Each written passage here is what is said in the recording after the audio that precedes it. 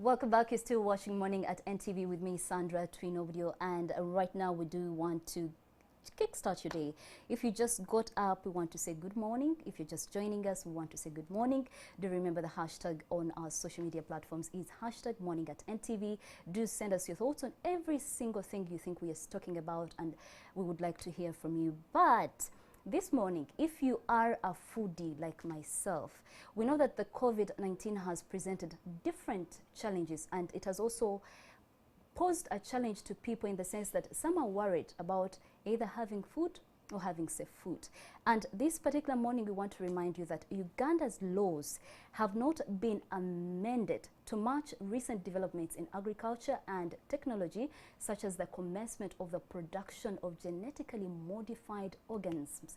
And statutory organizations such as UNBS seem to be more preoccupied while ensuring quality and safety of products meant for the export market. And we know that it's very important for us to consume safe food. But what is safe food? What is safe food? Do you ever ask yourself before you're buying anything, what is safe food for me, you know? And that is why this morning we have David Kabanda to expound more on this particular subject, and he is the Executive Director of Center for Food and Adequate Living Rights. Welcome to Morning at NTV. Thank you very much, and thank you for having me this morning. We're glad to have you. Well, I know the SDG 2 is about ending hunger, achieving food security, and improved nutrition, and also promote sustainable agriculture. And I also want people who are watching us today not to confuse the two. There is food security and food safety. They're a bit different, but they complement each other. Food security, you're worried about having something to eat. Food safety, you're worried about if what you're eating is safe. So this morning, we want to concentrate on food security. Is what you're consuming safe? And actually, I just told you already that sometimes you buy a full pack of chicken and you get home and you're cooking it. The taste is different. You do not understand it. But if you're a foodie like myself, you just eat. So first things first, tell us about the state of food safety in Uganda. Thank you very much.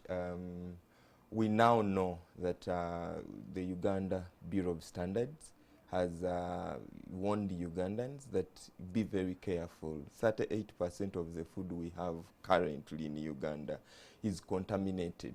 Of course, there is this scientific word, aflatoxins. Aflatoxins, it means that the food was not stored well, and it has molds and everything. Yes. But beyond that, we also know that food generally is contaminated with chemicals, with metal, with too much. So in Uganda, you are very safe if you are cautious about what you buy and what you eat. So it is. Do you think Ugandans are actually cautious of that? Incidentally, not. Are you cautious of the food you're buying yourself, actually? Yes. Now, maybe many people now call me the Lugezi food rights lawyer. Yes. And I'm very proud about it because now I'm very cautious. Let me tell you, many people go to hotels and restaurants, and the first thing they'll ask for is chicken. They you know, I want to have eggs. I want to have, but bacon. Today, this morning, let me tell you one thing. The poultry business in Uganda, at least, thrives on antibiotics. It's very difficult for you to have, for example, a poultry business without using antibiotics, because the science is the chicken are in one place, and you want to pump them with feed such that they give you eggs, because the market demands so. So you find that they don't feed well, they don't have, you know, greens or everything, so they thrive on antibiotics. But many of these require that after applying antibiotics, you withdraw either for 14 days, 7 days, or 21 days. But who is that poultry farmer in Uganda that will withdraw or will, you know, take away the eggs or something? But realize that every time we have chicken in the market, we have eggs. Nobody knows where, if they even came from. You just go to the supermarket, you buy a tray and you take home, and you don't. If you came to my house right now, I don't have eggs. You don't have eggs. For a full month. We have not been eating because we are not sure. I cannot just go to a supermarket and buy eggs because I don't know where these eggs were, are coming from, and I don't know whether they did, appropriate practice. All right. Now, what are some of the laws of food safety that we have in Uganda? We have a very big challenge, and this is where the gap is, and this is why we are coming in as Safe-Route Center for Food and Adequate Living Rights. Coming back to Uganda as a government and ask them, wait a minute, many people are dying in Uganda prematurely, by the way. Yes. Ladies and gentlemen who are watching us today, you remember that time when you leave your family? We have young families. Many of Ugandans are youth and everything. We have a future to have. But one of the things that is killing us is food. Yes. Many people claim that they have ulcers. In fact, you may find it's not even ulcers. These are stomach cancers. Many people are dying of cancers. Children are becoming obese. Children are developing cancers. The non-communicable diseases that we are now getting because of food are too many. So we want government now to come in. We appreciate government because they came up with guidelines on health diets, but that is not enough if we don't have a law. Let me tell you, when it comes to processed foods now and sugar-sweetened beverages, you'll find that everyone is just buying, we are just consuming, and mark you, the producers actually know. Many of the producers, the food industry, they know what they are doing, and they know that those products we are consuming are potentially dangerous to our, In fact, I think I read somewhere where they said that about 30,000 people die every year because of the NCDs, and I think it's very appalling. But as we continue to talk about the laws, who speaks for the consumer? You see, it ought to be the government, it ought to be Uganda Communications Commission, it ought to be civil society, but you see, there is a connection between food, science, culture, what we have grown up knowing, the trends, because some people may think that when you eat junk, then that style, you understand. So we need to continue speaking to ourselves, including me, that wait a minute, Mr. Kabanda, the way your body was made, the way your body was created, and the functionality of your body requires that you do certain things differently. Don't just go with the trend, don't just go with thinking that this is style, that when you eat the certain types of chicken and, done differently, then you are, this is style. Well, Mr. David Kabanda, I feel really attacked, low-key. I am attacked because I think I'm guilty and I should be charged. But I know in 2019 you sued the government and UCC because of the marketing strategies that they were allowing to go on in regards to the food products that were affecting children. What inspired that and how did that go? In 2019, we went to court and challenged governments on its failure to regulate marketing of unhealthy foods to children. You realize that between me and you, for us, we are old people now, we are adults, we must exercise reason when we make our choices. Yes. But when it comes to children, children are innocent, they don't know. You realize that without fear of contradiction, I'll speak about soda. You realize that when soda companies are advertising, there are some types when someone is riding a bike over a building or what, and children want to be like that. Spider-Man, they see that extra and power. They want, exactly. Yes, I know. And when they see soda, the kind of soda that is being advertised is what children will ask for. Yes. And 98%, there is what they call kiddo influence or kid influence, that if a mother went to a supermarket with a child, 98% are chances that will go to the child if a child asked for a commodity. The parent will buy. Yes. You understand? Yes. So when a child, and have you ever been, for example, some of us who go to tax parks, and these hawkers who have maybe toys, and when they see you with the child, they'll come near such that the child cries, and you'll have, yes, you'll buy. So the issue in Uganda is government has left food industry to advertise. They advertise in schools, they promote in schools, they advertise on TV. No, all the time is advertisement, and we are pushing too much information into the heads of these children. And between you and me, what you learn as a child is what you practice when you grow up. So we went to court and we want to ask government, can you please regulate the marketing, or can we have in the alternative, can you as government pay private media houses to promote healthy eating? You've seen, without again fear of contradiction, when they advertise Blue Band, when children are running, that when you eat it, then you run faster. But it's not true. And I know for a fact that there are some, advertisement is very strong, because once you watch that, you will actually think when you eat it, you'll be strong. Definitely. So I totally understand. And I also know that once again, you're suing the government over food safety, over issues of food safety and rights. So what prompted this action? Is it based on what happened before in 2019, or there are new developments that you feel need to be, addressed? See, what has been missing in Uganda is the use of legal tools. Not many lawyers you will come into issues of food. You realize that many people think there's nothing to do with law and food. So when COVID-19 came, you realize that it was abrupt and many people cannot afford any foods, or they are no longer working. And government just made a decision that they are only going to cover Kampala and Wachiso. They said no, but the vulnerability index in Uganda does not only cover Kampala and Wachiso. We in fact have many vulnerable people outside the Kampala and Wachiso. And now we went to court because many people were not getting food to eat. Many people were not, even the food that they were getting was unsafe. So we went to court and challenged government, because government does not have national food reserves.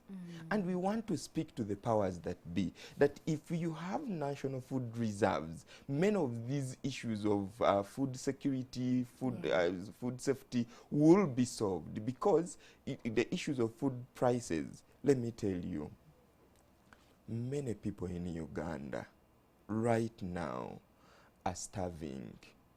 And I don't know why media has recently no longer, you are no longer bringing, stories of people and food. But our interventions indicate that people are eating banana peelings.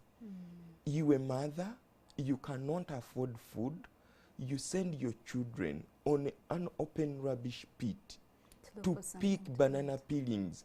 I have eaten them myself because I wanted to know how it happens. I have gone to communities. And what we want to tell government and what we need to tell people, this is not fiction. People don't have food right now. We have tried, and I want to appeal to Ugandans. If you can afford food in your house, please check out a neighbor. People are dying. Children don't have food. And these statistics are not coming out well. Yes, Twaweza has come up with some statistics for which we are very grateful. And we want government that you shouldn't keep quiet. Ministry of Agriculture, Ministry of Health, Ministry of Gender. Children are in your, children are in your docket. And by the way, let me tell you, many of us seem not to understand the right to human capital development.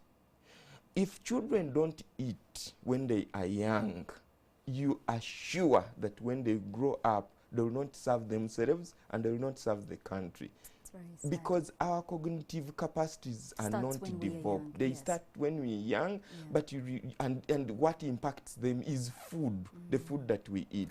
In fact, you just mentioned something very important. I know Twaweza's report said about 6% of the children in the months of May and June we are going a day without a meal, and it's appalling. 6% is a huge number, it's a huge number, and it's very, very, very saddening.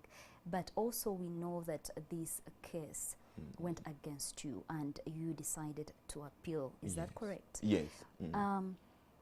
What prompted you to appeal? Still the same reasons for suing the government?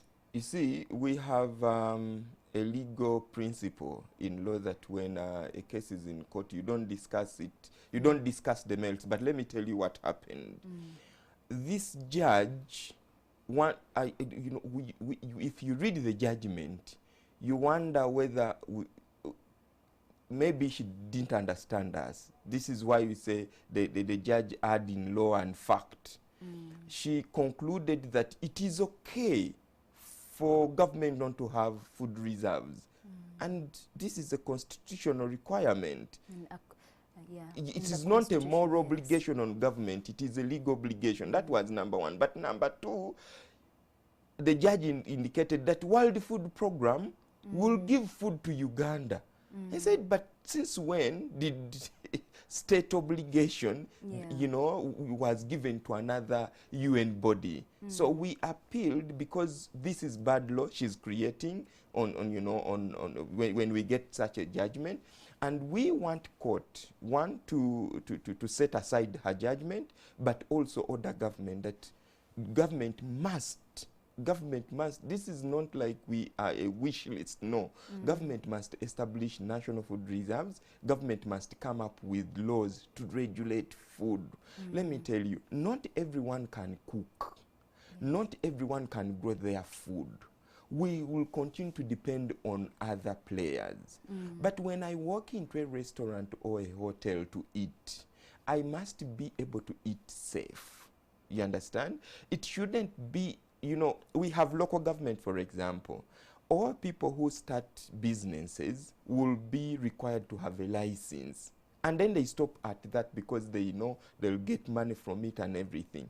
But do you go an extra mile if it concerns public health to make sure that this person who is cooking food, in the first place, do they even know that food is potentially dangerous to health? Even when it's cooked. Even when it's cooked. Well, for those who are watching us here at Morning at NTV, please, we do ask you, how sure of your safety, how sure that the food that you're consuming is safe? Do you even think about it? Please remember our hashtag is Morning at NTV. Do send us your thoughts. Do you pay attention to the food you're buying, you're consuming? And coming back to you, Mr. David, finally, I would like to, as we wait maybe for the laws to be put in place, for the national reserves to be achieved, what can be done by us, all of us, including myself, what can be done to ensure that we have food safety? Because also, you mentioned that some people do not have what to eat. But you see, if you don't have what to eat and you get something that is just there, you be must like, what survive. do I do? Let me put something in the stomach. Let me just put something in the stomach. But what should we have at the back of our minds when we are buying food so that at least we consume food that is safe? What I need to tell Ugandans is the person who is selling food to you doesn't know you. And probably do not care. In most cases, they don't care about you. Let me tell you. Again, about eggs, poultry. We all love, maybe Uganda is now having a delicacy called a Rolex. You understand? We are promoting it. Actually, it's a very good thing. A well-done Rolex is very good food. But recently, we have discovered, and in my organization, we are doing some research, and it is about to come out. We have hatcheries in Uganda. But when the science of hatching eggs, after 18 days with the eggs in the hatchery, if you got them out, there is a system called lighting. You can tell that this egg is going to hatch, this is not going to hatch. Now, these people who operate roadside Rolex making and food, they go and buy those eggs. And you Ugandans, you eat them. Yes, we eat. we I no longer eat them because now I know. And this is what I need to tell you. So you've asked me a question. What do we do? What do we do? This is not only for the consumer, but it is also for people who prepare food and the people who are selling food. My brother or sister who is selling food on the roadside or anywhere, please don't overuse oil. They even put other substances in the oil. You find chicken is very nice, looks very good, but you see they have put other substances and they know them. That is number one. Number two, if you are making a Rolex, please don't sell to me rotten eggs, because they have chemicals they use such that you'll never even smell that these eggs are rotten. But even you, a consumer, don't just buy. Recently, I think government now should come, as now they continue to ease the lockdown. Be very careful. I have gone to the supermarkets twice.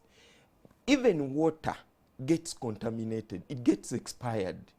You don't rush to buy and run away. Nobody is chasing you. It is your money. Read. If the expiry date, you know, find the if a product does not have expiry date, why are you taking it? Another issue is about nutrition labeling. If you are buying a drink or maybe flour and there is no nutrition content or labeling, why are you taking it? You leave it to them. You understand? Because the food industry, the people who are engineering food, do not like you. What they like from you is your money. And they do two things fundamental.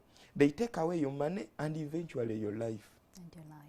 Well, thank you so much for joining us in our studios this very morning. I think it is a very crucial topic that we should have had even much earlier. And for you who's watching us, personally, I feel attacked. I will not deny that fact. And I think after this conversation, I'm going to be more careful with what I consume and maybe think twice about what I buy. And maybe if you could allow me just a minute. Yes. Another critical component that we need to look at is chemicals. Have you heard about glyphosate? Yes, the weed killers and every. In other countries, these chemicals have been banned. But here in Uganda, we continue importing, and yet there are alternatives. Mr. Government, don't keep quiet. Tomatoes. Recently, we had a report from Public Health, the College of Public Health in Makerere. 90% of the tomatoes in Kampala main markets are contaminated with chemicals. You've seen tomatoes with chemicals on them. Yes. Please don't buy them. Don't. Because if you take them, the farmers in the gardens apply these chemicals, and when they bring the produce in the market, the vendors also apply more. So these are all things that we need to take care of and be able that we eat safe. All right. Thank you so much for joining us once again. And of course, you at home, food affects everybody. Yes. Whether you're the president, whether you're a food vendor, or whether you're a farmer, food, we all eat, So it is very important for all of us to pay attention to the things we eat, and even you who's selling the products. If you can, I know you can, at least try to be considerate of what you're putting out. I know you want to make that extra profit, but think about the person you're selling this particular product to. Remember, it could be that person today, the next day it is you. Thank you all for joining us on this Kickstart, and we do hope that you've learned something. It is a morning and you're buying a snack, you're buying a Rolex, you're buying some samosas, you're buying some sodas, you're buying something, a quick snack in order to, to get your day started. Please be mindful, do not buy things that are not labeled. In fact, I didn't know that that wasn't a good thing, but if you are out there, do not buy something that is not labeled, because you need to know the facts and nutrition facts in that particular commodity. Thank you all for joining us, and of course keep it morning at NTV. The hashtag is still on our social media platforms. Send us your thoughts and we'll be back shortly.